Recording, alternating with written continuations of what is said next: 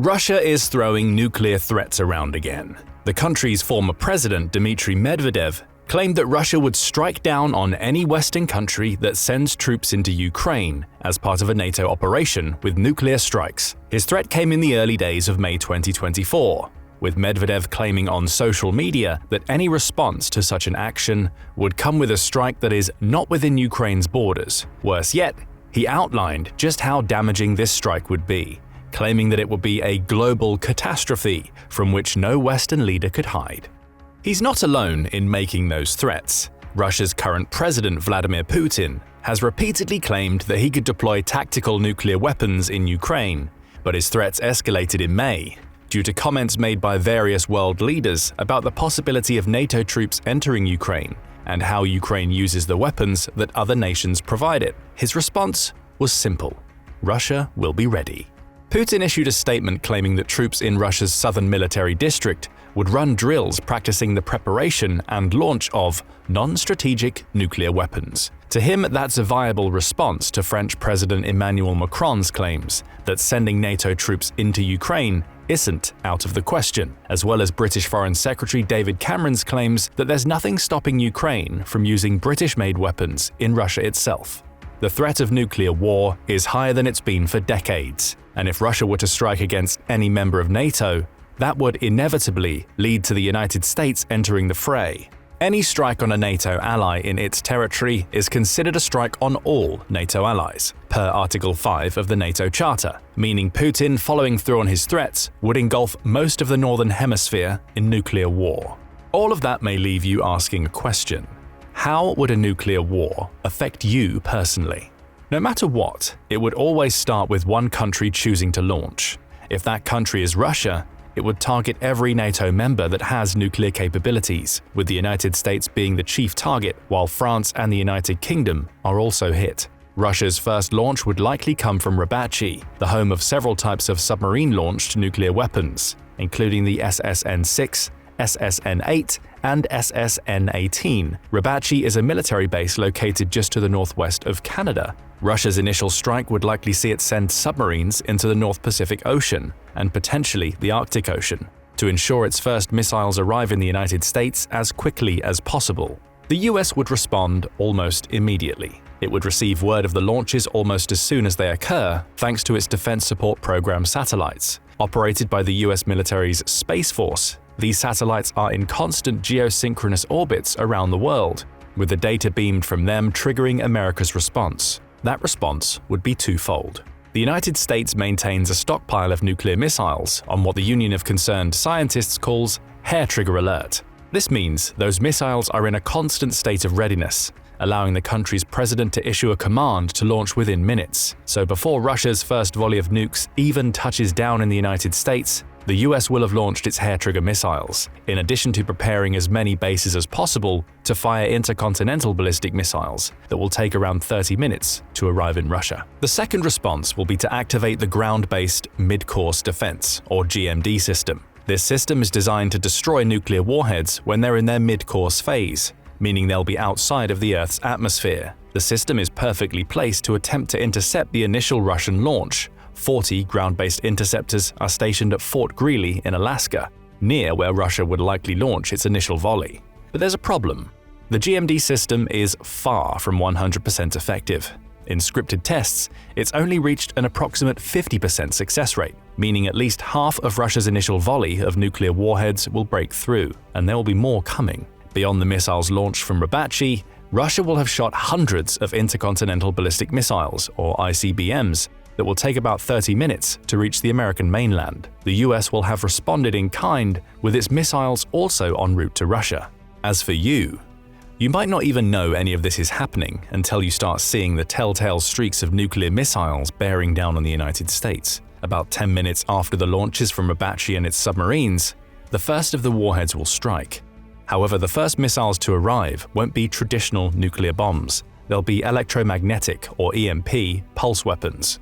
The EMP warheads detonate at altitudes above major cities, with each detonation releasing gamma rays that ionize the molecules in the air.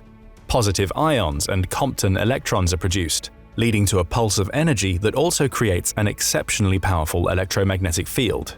All systems powered by electricity are at risk of shutting down immediately as a result of the pulse. Power grids, handheld devices, and even vehicles simply stop working. And worst of all, it wouldn't take many bombs to cause complete havoc in the United States. According to the Washington State Department of Health, US atmospheric tests in 1962 revealed just how far-reaching an EMP bomb's effects can be. The US detonated a 1.4 megaton nuclear weapon 250 miles above Johnson Island, with the EMP generated by that blast being observed as far away as Hawaii, which was 800 miles from the blast. Fuses and streetlights failed, with telephone services also being disrupted. In a Russian nuclear attack, it would send several of these types of nuclear weapons, all detonating at high altitudes to disrupt American electrical devices. Depending on where you are relative to the detonations, you'll likely see them in the skies. But the most obvious sign that something is wrong will be that your electronics stop working. Your smartphone short circuits, the power goes down, traffic lights stop working, and many vehicles, particularly those that rely on electrical systems to run, will start crashing. Worst of all, this will be a countrywide effect. Even if your smartphone manages to survive the initial blasts, the odds are that you won't be able to communicate with your loved ones. That's the point. The EMP weapons shut down communication and hamper American military operations. It may even be able to prevent the launch of some nuclear weapons, though the hair-trigger warheads the US has on standby will have already started their journeys to Russia by the time the EMP nukes detonate. Thankfully, the EMP pulses won't kill you, at least not directly. Initial deaths will be indirect, stemming from incidents related to the shutdown of electronic equipment. Failing machinery in hospitals may kill some patients, with many dying as a result of car crashes when their vehicles fail. Railway networks and industrial facilities will also immediately shut down, as will water supplies, electricity grids, and computer networks. Practically everything that makes modern living possible would disappear in an instant. On the ground, you, along with millions of other Americans, will panic. But after those initial detonations, you'll have a few minutes of respite. The world around you may be eerily silent or filled with the panicked screams of hundreds of people, depending on where you are. But the most prominent feeling in your gut will be one of confusion. What happened and why? You'll get your answers about 20 minutes after the EMP nukes have detonated. That's when the first of Russia's ICBMs lands. Those ICBMs target military command and control centers, along with every major city in the United States. Those cities are targeted for two reasons. They likely also contain military bases, or at least military personnel, and taking out key infrastructure will prevent the United States from quickly recovering from the nuclear blasts. Those ICBMs will vary from the previously mentioned SSN-18, stationed at Rabachi, which is a silo-based ICBM that will be joined by the SS-19, SS-27 Mod 1, and SS-27 Mod 2 ICBMs. The latter can also be fired as mobile ICBMs, with literally hundreds arriving in the United States over the next hour.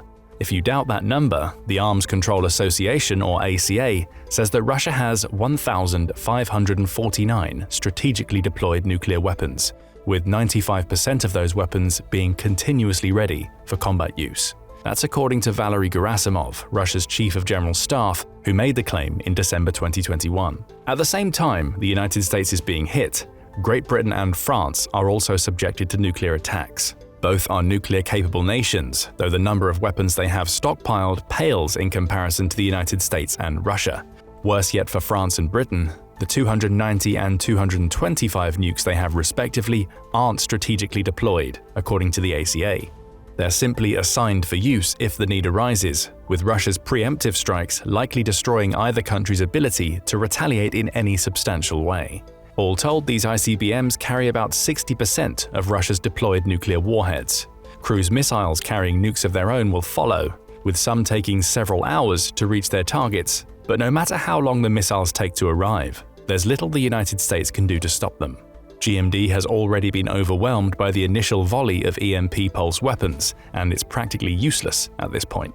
All that's left for you to do is wait for the blasts. Each strike creates a massive nuclear blast that is almost as hot as the sun's core and instantly incinerates anything and anybody in the immediate vicinity. However, those who are a decent distance from the strike zone aren't safe either.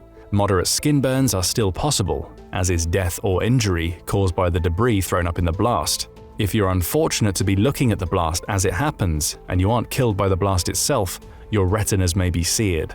At the very least, you'll experience damage to your eyes and possible temporary blindness. Then come the shock waves. Nuclear weapons generate powerful shock waves, leading to instant jumps in pressure.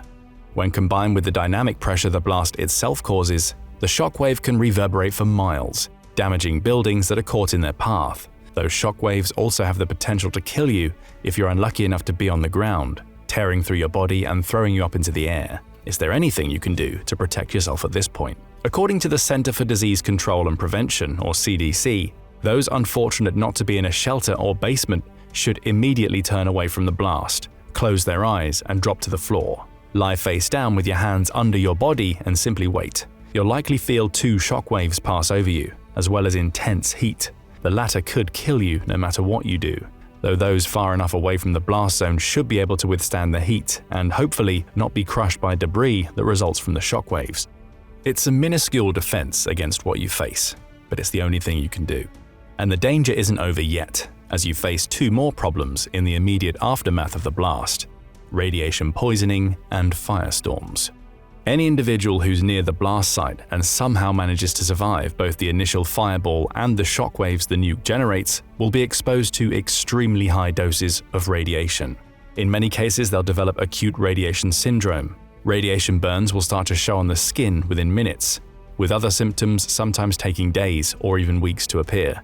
These can range from minor skin reddening to full-blown cancer, all depending on the distance from the blast, the amount of radiation it released, and even the type of radiation. And you're not safe if you're miles away from the initial blast. Radioactive fallout from the blast can travel through the air for many miles, meaning the simple act of breathing puts you at risk. The same goes for eating food or drinking water. Both will be contaminated due to radioactive fallout, and worst of all, the odds are that there's little you could do about either situation.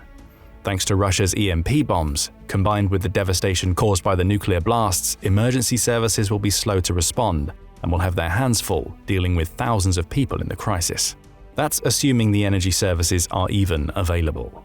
The strikes could destroy them in an instant, with communication also being made difficult by the EMP blasts that have decimated the equipment these vital personnel use. As for firestorms, these will arise in the immediate aftermath of the blast.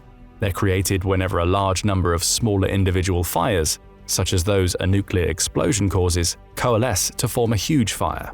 Think of them as flaming hurricanes. The many small fires heat the air to such a degree that they create hurricane-strength winds that pull inwards toward the larger fire those many small fires create. Those larger fires only get stronger because of the air being fed towards them by the wind, fanning the flames until a firestorm occurs. According to Atomic Archive, the blasts you'd likely face would create the perfect conditions for firestorms to occur.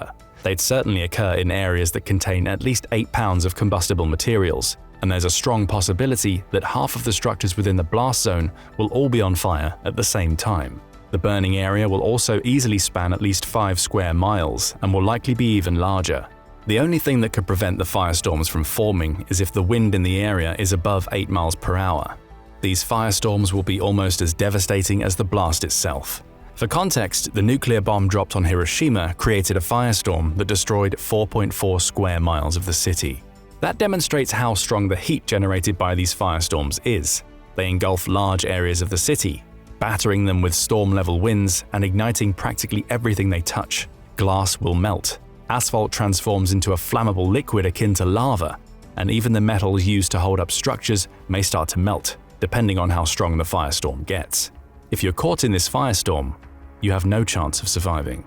So if you happen to survive the initial blast and the shock waves it generates, and you're not immediately struck down by the severe radiation poisoning and burns, you only have one option: run.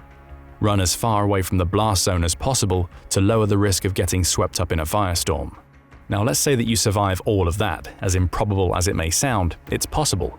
A 1,000 kiloton nuclear bomb will cause burns on people up to 7 miles away, and blindness in those who see the blast from up to 53 miles away. If you're on the outskirts of a major city, or you live in a more rural area, there's a chance you could survive the initial blasts. What then? It's only going to get worse from there. The many firestorms that hundreds of nuclear weapons detonating on US soil create would send up huge plumes of smoke into the atmosphere, Adding to that will be all of the ash generated by burning cities. And remember, this smoke and ash isn't just coming from the United States. Russia will be experiencing the same devastation that you see in the US thanks to America's retaliatory strikes. Worse yet, both Britain and France will likely be up in smoke thanks to preemptive Russian strikes. After all, Moscow doesn't want those nuclear-capable nations supporting the United States due to Article 5 of the NATO Charter. All of this ash and smoke, up to 165 million tons of it, rises into the atmosphere and spreads, essentially blanketing the entire northern hemisphere in a giant umbrella through which the sun's rays can barely penetrate. The atmospheric temperature drops rapidly, with plants also beginning to struggle and eventually dying out because they can't conduct the photosynthesis process. Earth's northern hemisphere enters nuclear winter. The planet has experienced the effects of nuclear winter before, though on a much smaller scale than would be caused by the detonation of hundreds of nuclear weapons throughout the northern hemisphere. Take the eruption of the Indonesian volcano Krakatoa in 1883 as an example. That eruption was so powerful that it sent enough ash into the atmosphere to lower global temperatures by 2.2 degrees Fahrenheit. That may not seem like much, but the sort of atmospheric temperature change can have remarkable effects. Just 68 years before Krakatoa's eruption, a similar eruption occurred at Mount Tambora. The results of the eruption? The year without summer. In the United States, people reported experiencing temperatures that were between 5 and 10 degrees Fahrenheit lower than usual. Some areas even reported summer snow. The lower temperatures had a massive impact on agriculture, with crops dying due to frost and hundreds of thousands of people perishing throughout the world. That's nothing compared to what would happen in the aftermath of a nuclear war.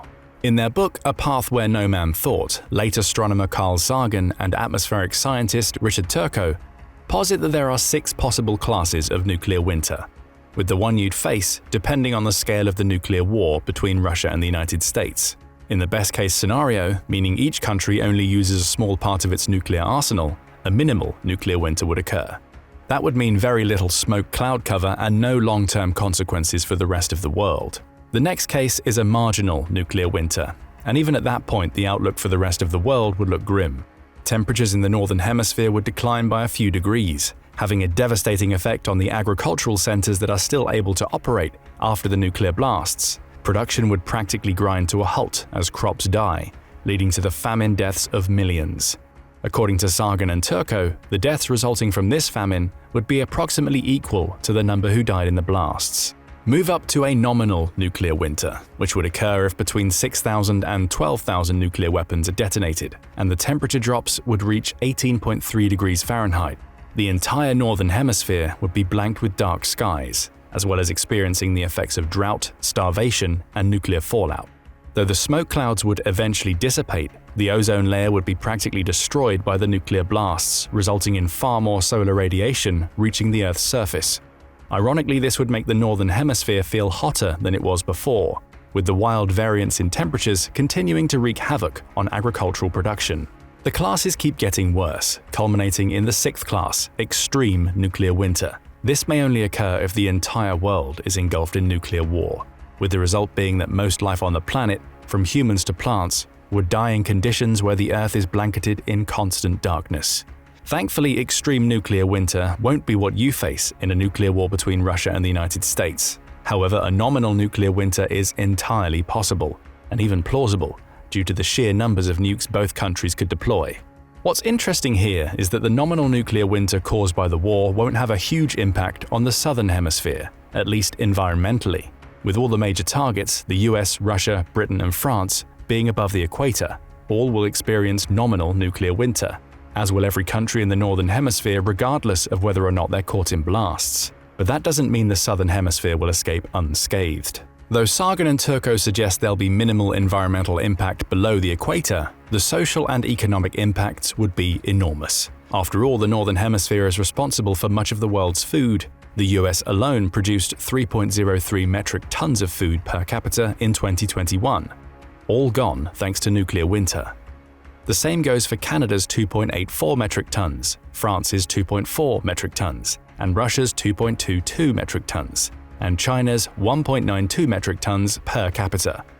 It would all be lost thanks to nuclear winter, because all of those major food-producing countries are in the northern hemisphere. The global economy would also collapse due to the havoc wreaked in the northern hemisphere. Russia and the United States would be practically destroyed, as would China. Though not the target of the nuclear blasts, it would be devastated by nuclear winter and the famine it causes. The losses in those countries would impact the Southern Hemisphere enormously. No more support for Africa via the Belt and Road Initiative. No more relying on the US dollar as the world's reserve currency. In the aftermath of nuclear winter, many of Earth's cultural, scientific, and economic capitals will simply cease to exist. In short, you would witness the complete breakdown of society if you were fortunate enough to survive both the blasts and the nuclear winter that followed. Fortunate may be a misnomer in this instance. Life would no longer resemble anything that you've ever known, but at least you won't be part of the 5 billion people, roughly 63% of the Earth's population, that die as a result of the widespread famines that result from nuclear war. But you'd still face freezing temperatures. In a 2006 study published by the Journal of Geophysical Research, a group of scientists ran a modern climate model test based on US and Russia deploying all of their active nuclear weapons against one another.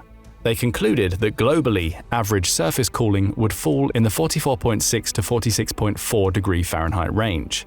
It would be even worse in North America. Its surface temperatures could fall by as much as 68 degrees Fahrenheit. So even if you somehow survived the blasts, escaped the firestorms, didn't have radiation poisoning, and somehow found a viable food source, you'd also have to deal with a desperate scramble to find warm shelter in a country where many of the structures have been devastated by nuclear war. All of that leaves us with a final question. Could you survive a full-scale nuclear war between the United States and Russia? The odds aren't in your favor. The initial blasts, coupled with the firestorms they create and the societal collapse that results, would kill many millions. Billions more will die as a result of widespread famine and drought, with cold temperatures claiming millions more who struggle to find shelter and warmth.